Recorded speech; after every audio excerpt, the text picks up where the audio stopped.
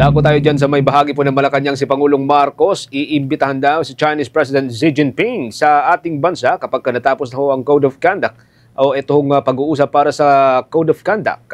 Pilipinas naman puspusan din ang paghahanda para yan sa pagiging susunod na chair ng Association of Southeast Asian Nation. May update po dyan at live report si Bumbuan Nali Soberano. Balak imbitahan ni Pangulong Ferdinand Marcos Jr. si Chinese President Xi Jinping sa Pilipinas sakaling makamit ang kasunduan sa Code of Conduct para sa West Philippine Sea sa panahon ng chairmanship ng Pilipinas sa ASEAN 2026.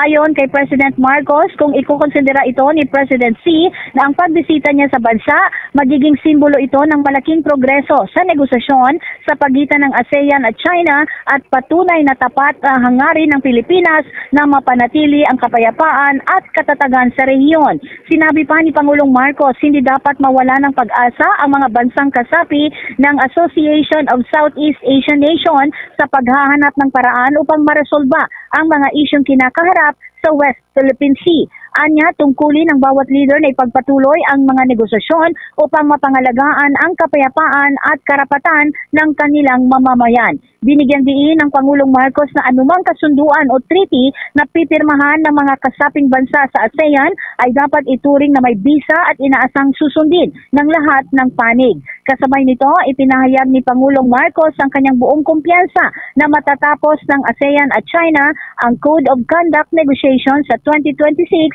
sa ilalim ng chairmanship ng Pilipinas. Samantala, pinaghahandaan na rin ng Pilipinas ang pag-host ng ASEAN Summit 2026 matapos opisyal matanggap ng ang chairmanship ni Pangulong Marcos mula sa Malaysia. Ayon sa Presidente, matagal nang sinimula ng bansa ang preparasyon para sa malaking pagtitipon ng mga lider. Mula pa niya sa unang bahagi ng chairship ng Malaysia ay nagsimula na ang koordinasyon at paghahanda sa physical at logistic na aspeto ng summit. Itatampok ng bansa sa panahon ng chairmanship ang pagtutulak sa Code of Conduct sa West Philippine Sea bilang pangunahing prioridad ng Pilipinas. Kumpiyansa ang Marcos administration na magiging matagumpay ang hosting ng bansa dahil bukod sa maagang paghahanda, malinaw rin umano ang direksyong tatahakin ng ASEAN sa ilalim ng pamumuno ng Pilipinas. Pakinggan natin si Pangulong Ferdinand Marcos Jr. Our commitment to deepen bilateral relations and discuss cooperation on many fields of mutual interest, fields such as security and defense, maritime, climate action, trade, investment, agriculture, and people-to-people relations. And I thank them for expressing their support for our ASEAN chairship in 2026.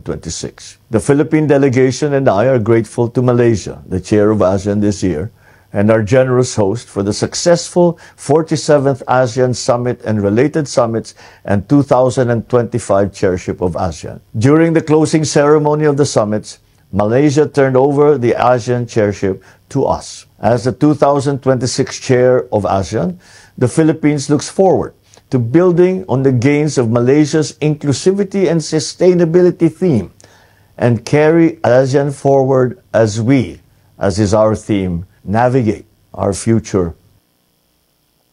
Si Pangulong Ferdinand Marcos Jr. Mula sa Malacanang, Bombo Anali Montaño Soberano nag-uulat. And this is Bombo Radio Philippines, the #1 and most trusted source of news and information. Basta Radio, Bombo. For the most trusted source of news and information, visit our website at www.bomboradio.com. Follow us on Bombo Radio mobile app, Facebook, YouTube, TikTok, and X, formerly Twitter.